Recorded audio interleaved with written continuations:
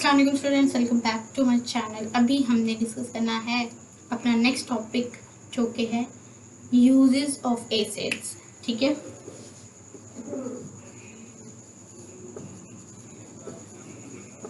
Uses of acids के acids जो हैं जिसको हम लोग तेज़ाब बोलते हैं, ठीक है, उसके क्या क्या यूजेस हैं। जाहिर सी बात है, केमिस्ट्री पढ़ने का मकसद यही होता है कि हमें अपने इर्द गिर्द जितना भी केमिकल्स मटेरियल है, ठीक है, केमिकल से बना हुआ मटेरियल है, उसका कोई यूज़ भी है या फिर ये केमिकल्स ऐसे ही हैं कि हम इसको ऐसे ही पढ़ रहे हैं या फिर कोई इसका हमारा डेली लाइफ में भी कोई पर्पस है, कोई यूज़ है, तो तब हम इनको जो है वो स्टडी कर रहे हैं। ठीक है, तो बिल्कुल इनका यूज़ है। ठीक है, तो वही हम यूजेस देखेंगे कि कौन से जो एसिड्स हैं, ठीक है, जैसे कि H2SO4 है, नाइट्रिक एसिड है, बेंजोइक एसिड है, ठीक है, और हमारे पास जो है वो इस तरह के एसिड्स क्या काम करते हैं। ठीक है, तो एसिडिक एसिड है, ठीक है, सबसे पहला एसिड है जी सल्फ्यूरिक एसिड।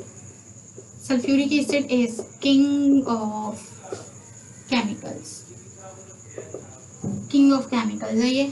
ठीक है, किंग ऑफ केमिकल्स मतलब कि जिस तरह से lion is the king of jungle या फॉरेस्ट, ठीक है, इसी तरह से आपका जो H2SO4 है that is king of chemicals, सारे केमिकल्स का ये बाप है। ठीक है, तो H2SO4 ये तो मैंने आपको पहले भी बताया था 9th केमिस्ट्री पढ़ाते हुए कि H2SO4 किसी कंट्री के अगर जीडीपी की बात करें ना, यानी कि ग्रॉस डेवलपमेंट प्रोडक्ट, जो भी आप लोग डेवलप करते हो, ठीक है, अपनी कंट्री में, सही है, जो कि बाहर एक्सपोर्ट होकर जाता है, आपकी कंट्री में डॉलर्स आते हैं, ठीक है, तो उस पर ये काफ़ी इसकी मैन्युफैक्चरिंग इफेक्ट करती है। यानी कि कोई भी ये जो सारा है ना आपका सिस्टम बोल लो, ठीक है, वो H2SO4 की मैन्युफैक्चरिंग से की डेवलपमेंट, यानी कि जो इसको आप लोग बनाते हो मैन्युफैक्चरिंग पे डिपेंड करता है कि कितना परसेंट H2SO4 आपकी कंट्री जो है वो जनरेट कर पा रही है।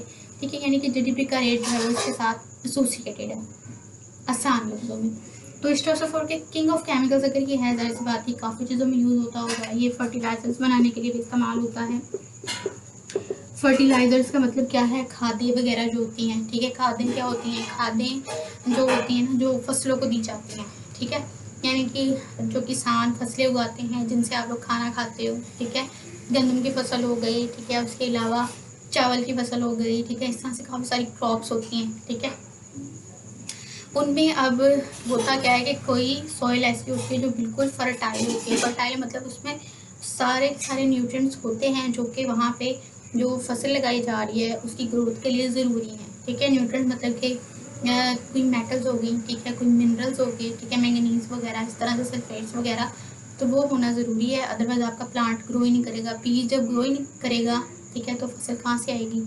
तो उस कंडीशन को देखते हुए जहाँ पे सॉइल फर्टाइल है दैट्स गुड, लेकिन जहाँ पे सॉइल फर्टाइल नहीं है, यानी कि आपको उतनी यील्ड नहीं दे सकती, उतनी पैदावार नहीं दे सकती जितनी आपको रिक्वायर्ड है, तो फिर आप लोग उस सॉइल को फर्टिलाइजर्स के ज़रिए से फर्टाइल करते हो, यानी कि बाहर से मसनूई तरीके से उसके ऊपर खादें लगाई जाती हैं उस सॉइल को, ताकि आपकी सॉइल जो है वो ज़्यादा फर्टाइल हो जाए। ठीक है, उसके अलावा स्प्रे वगैरह भी होते हैं, ठीक है, कि कीड़े मकोड़े वगैरह जो आपकी फसलों को ना खाएं। ठीक है, जैसे कि अभी ये इशू हुआ था पाकिस्तान कंट्री में, तो बहुत सारे इशू होते रहते हैं, जैसे कि टिड्डी दल है जिसको लोकस्ट अटैक बोलते हैं। ठीक है, आप लोग जब फर्स्ट ईयर में, आई थिंक फर्स्ट ईयर में ये अटैक जो है ना, इंग्लिश की बुक तो मज़ेदार बुक है, ठीक है, यानी कि उसमें स्टोरीज़ हैं, ड्रामाज हैं, ठीक है, उसके अलावा एक नावल भी है, ठीक है, तो उसमें एक माइल्ड अटैक ऑफ लोकस्ट भी है, ठीक है, वो भी आप पढ़ोगे।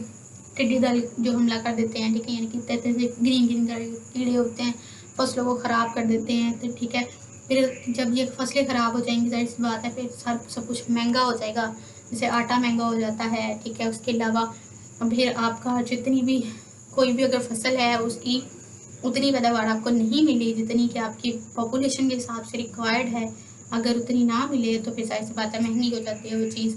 तो इसलिए फर्टिलिटी को बढ़ाने के लिए फर्टिलाइजर्स का इस्तेमाल किया जाता है। ठीक है, और ये फर्टिलाइजर्स बनाने के लिए H2SO4 का भी इस्तेमाल होता है। ठीक है, जैसे कि आपके पास अमोनियम सल्फेट है, ठीक है, एक फर्टिलाइज़र, वो भी तैयार किया जा सकता है। ठीक है, अमोनियम सल्फेट, बैकग्राउंड नॉइज़ को बिल्कुल आपने इग्नोर करना है। ठीक है, हो गई अमोनियम सल्फेट है, ठीक है। इसके अलावा ये इसको हम लोग पेंट्स जो होते हैं, पेंट्स जो आप लोग घरों में करवाते हो, पेंट्स वगैरह, ठीक है, वो बनाने के लिए इस्तेमाल किया जाता है। उसके अलावा पेंट्स के अलावा और किस चीज़ के लिए, डाइज ये जो आप लोग कपड़े डाई नहीं करवाते, जैसे कि ये कलर है, ये तो स्टॉलर है। दुपट्टा, कोई दुपट्टा भी नहीं है अवेलेबल मेरे पास से, तो मैं आपको दिखा दी। जिस तरह से कलर को डाई, मतलब कि दुपट्टे को डाई करवाते हैं, कलर करवाते हैं, उसको डाइंग बोलते हैं, ठीक है। उसके अलावा और भी डाइंग कई तरह से होती है, ठीक है। उसके अलावा पेंट्स डाइज बनाने के लिए इस्तेमाल किया जाता है इसको। उसके अलावा इसको ड्रग्स बनाने के लिए भी इस्तेमाल किया जाता है। ड्रग्स मतलब दवाइयाँ जो होती हैं, ठीक है, ड्रग्स। और उसके अलावा लेड स्टोरेज बैटरीज में भी इसका यूज़ किया जाता है। लेड स्टोरेज बैटरीज जो होती हैं, ठीक है, यानी कि बैटरीज अब कई तरह की होती हैं, कोई चार्जेबल, कोई नॉन रिचार्जेबल, ठीक है। तो इस तरह की जो बैटरीज होती है ना, पता है आप लोग बैटरी यूज़ करते हैं, तो वो बैटरी होती है जो टॉर्च में यूज़ होती है, ठीक है। उसके अलावा एक वो बैटरी होती है जो आप लोग किसमें यूज़ करते हो, वो जो होता है ना टीवी की, वो जो रिमोट होता है उसमें भी बैटरी यूज़ होती है, ठीक है। तो कई तरह की बैटरी, तो वो बैटरी जिसमें मतलब कि लेड स्टोरेज बैटरी है, उसके अंदर भी सल्फ्यूरिक एसिड का इस्तेमाल किया जाता है उसको बनाते हुए, ठीक है। इसके अलावा जब हमारे पास आ जाते हैं, इसको इलेक्ट्रोलाइट बनाने के, मतलब इलेक्ट्रोलाइट के तौर पर भी यूज़ किया जाता है। इलेक्ट्रोलाइट कौन सा होता है, 9th क्लास की केमिस्ट्री याद करिए। ऐसा सब्सटेंस जो कि इलेक्ट्रॉन्स वगैरह को डोनेट करता है, ठीक है, तो वो इलेक्ट्रोलाइट होता है, ठीक है जी। इलेक्ट्रोलाइट जो होता है बिल्कुल मोल्टन स्टेट में होता है, ना लिक्विड होता है ना पूरा सॉलिड होता है, ठीक है, तो ये इलेक्ट्रोलाइट होता है, ओके जी।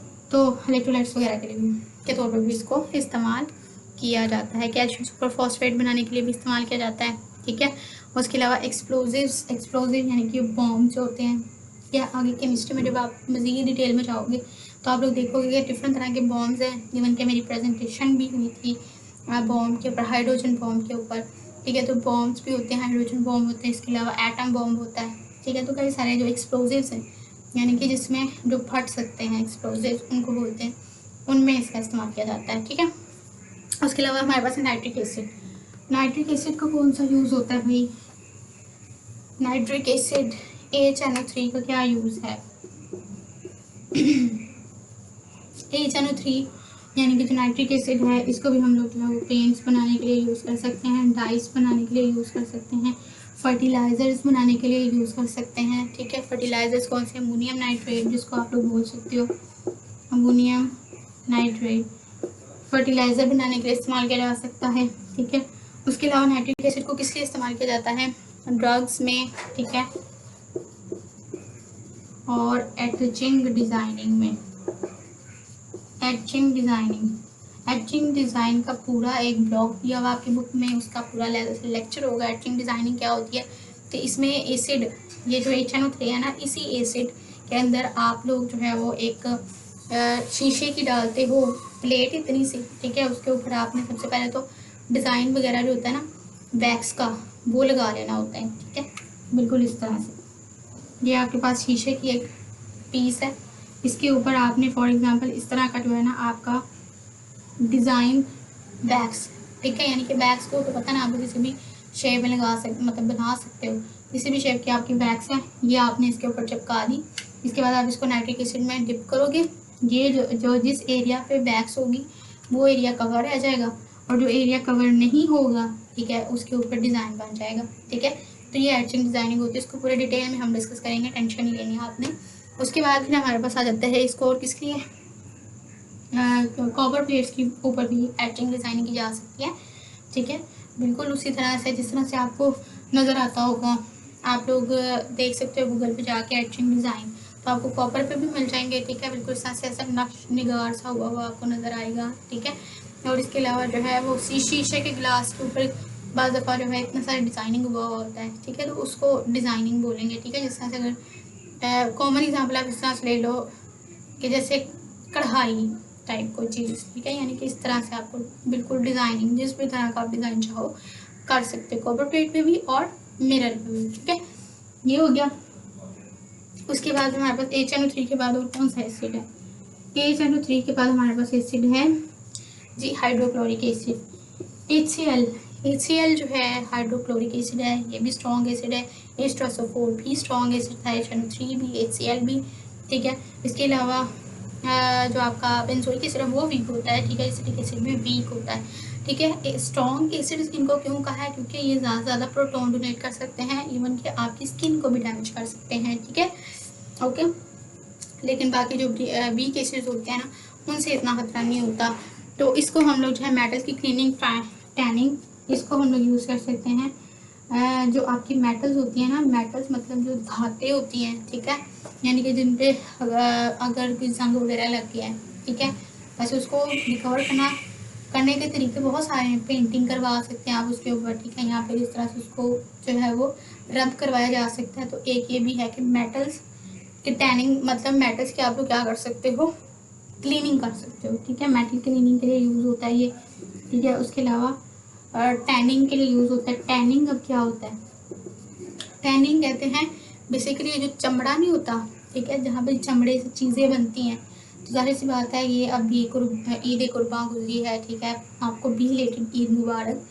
तो ओके, तो यहाँ पे जो है मेटल्स आपकी, यानी कि टैनिंग का प्रोसेस, अब ये जो खालें सारी उतरती हैं, ठीक है, ये मतलब जानवर की बॉडी से जो खाल उतरी होगी, ठीक है, वो कहाँ पे जाएगी, वो इनकी टैनिंग इंडस्ट्रीज़ में जाएगी, जहाँ पे उसके ऊपर से बाल साफ़ किए जाएंगे, उसकी लेदर को पूरा साफ़ किया जाएगा, फिर उससे लेदर की जैकेट्स बनेंगी, लेदर के शूज़ बनेंगे, लेदर की दूसरी चीज़ें बनेंगी, ठीक है। तो टैनिंग इंडस्ट्री में ये होता है, ठीक है। तो इन में जो चमड़े को साफ़ करने के लिए भी जो है वो HCl का यूज़ किया जाता है, ठीक है। उसके अलावा और किस में इसको यूज़ किया जाता है, प्रिंटिंग इंडस्ट्रीज़ में, प्रिंटिंग इंडस्ट्रीज़ में भी इसको यूज़ किया जाता है। यानी कि प्रिंटिंग का मतलब क्या है कि जहाँ पे कपड़े की प्रिंटिंग भी हो सकती है, जैसे कि कपड़ों के कितने अच्छे अच्छे प्रिंट्स आपको नज़र आते हैं, ठीक है। उसके अलावा इस तरह की मतलब कि प्रिंटिंग्स के लिए यूज़ किया जा सकता है इसको, HCl को। उसके अलावा हमारे पास आता है बेंजोइक एसिड, चौथा एसिड है जी benzoic acid. Benzoic acid, benzoic acid जैसी बात है, ये फूड के प्रिजर्वेशन के लिए यूज़ होता है। यानी कि कोई फूड है ना आपके पास, आपने उसको प्रिजर्व करके रखना है, तो आप उसको बेंजोइक एसिड लगा सकते हो, ठीक है, ताकि वो प्रिजर्व रहे, ख़राब ना हो, ठीक है। ख़राब होने से बचाने के लिए आप बेंजोइक एसिड का यूज़ कर सकते हो, ठीक है, ओके। उसके बाद फिर हमारे पास है एसिटिक एसिड। एसिटिक एसिड जो है उसको फ्लेवरिंग और फूड के लिए यूज़ किया जाता है, फूड की फ्लेवरिंग के लिए इसको यूज़ कर लिया जाता है। यानी कि आप एसिटिक एसिड को इसी चैप्टर के हमने स्टार्ट पे देखा था कि एसिटिक एसिड जो है वो डिस्कवर हुआ था विनीगर से, पहले इसको विनीगर बोला जाता था, अभी भी इसका नाम विनीगर है दूसरा, लेकिन ये एसिटिक एसिड जो है फूड की फ्लेवरिंग के लिए, यानी कि आप लोग सिरका डालते हो अक्सर घरों में, ठीक है, तो वो एसिटिक एसिड ही है। तो acetic acid flavouring for food के लिए, यानी कि थोड़ा सा खट्टा सा होता है ये, तो खट्टापन डालने के लिए बिल्कुल डालते हैं इसको फूड के अंदर, यानी कि जो कुकिंग वगैरह हो रही होती है उसके अंदर इसको यूज़ किया जाता है, ठीक है। उसके अलावा इसको प्रिजर्वेशन के लिए भी यूज़ किया जाता है, और इसके अलावा इसको प्रिजर्वेशन के लिए भी यूज़ किया जाता है, फूड के प्रिजर्वेशन के लिए, फ्लेवरिंग के लिए, और इसके अलावा स्टिंग ऑफ वेस्प के क्योर के लिए भी। वेस्प क्या होती है, भीड़ होती है, ठीक है, भीड़ मतलब जिसको आप लोग आम लफ्ज़ों में वो क्या उसको येलो सा वो कीड़ा होता है जिसको पूंड सा कहते हैं, फ़नी सा पंजाबी में इसको भाई भीड़ ही कहते हैं, ठीक है, या फिर हम तो इसको पंजाबी में पूंड शूंड करके इस तरह कोई इसका नाम है, ठीक है। तो जो येलो कलर का कीड़ा होता है जो काट ले तो बड़ा वो इरिटेट करता है, ठीक है, इंसेक्ट, ठीक है, तो वो उसके काटने को अगर प्रिजर्व करना तो भी आप लोग एसिटिक एसिड का यूज़ कर सकते हो। तो आपके पास इतनी नॉलेज आ गई है, क्योंकि इसको इसलिए आप लोग यूज़ करें, जैसे कि फॉर एग्जांपल यहाँ पे भीड़ ने काटा है, ठीक है, तो फिर आप लोग यहाँ पे एसिटिक एसिड लगा सकते हो, ठीक है, तो इससे वो रिलीफ हो सकता है आपको, उसका दर्द नहीं हो सकता आपको, या वो थोड़ा कम हो जाएगा। तो देखा एसिड्स का हमारी डेली लाइफ में कितना ज़्यादा यूज़ है, तभी तो हम एसिड्स को पढ़ते हैं, ठीक है। लेक्चर अच्छा लगा तो बिल्कुल मेक अ थम्स अप, ठीक है, और इसके अलावा सजेशन ज़रूर दीजिएगा, मोटिवेट होंगी मैं, ठीक है, और बिल्कुल आपकी अप्रिसिएशन मेरे लिए इंस्पिरेशन होगी, ठीक है। और thank you so much for watching, next lecture में मिलेंगे। उससे पहले मुझे एक बात याद आई, व्हाट आर मिनरल एसिड्स। अगर आप अक्सर शॉर्ट क्वेश्चन पूछा जाता है लेकिन बच्चों को नहीं आता मिनरल एसिड्स क्या है। मिनरल एसिड्स यानी कि HCl, H2SO4 और HNO3, ये तीनों जो है इनका नाम मिनरल एसिड है, ठीक है। यानी कि इनको मिनरल एसिड्स बोला जाता है। ओके, ये आपका डू यू नो भी कंप्लीट होता है कि मिनरल एसिड जो है वो hydrochloric acid, sulphuric acid and nitric acids हैं। इनका नाम, इनको हम लोग मिनरल एसिड्स भी बोलते हैं। एमसीक्यू में पूछा जा सकता है, शॉर्ट क्वेश्चन में पूछा जा सकता है, तो आपको पता होना चाहिए। Thank you so much for watching.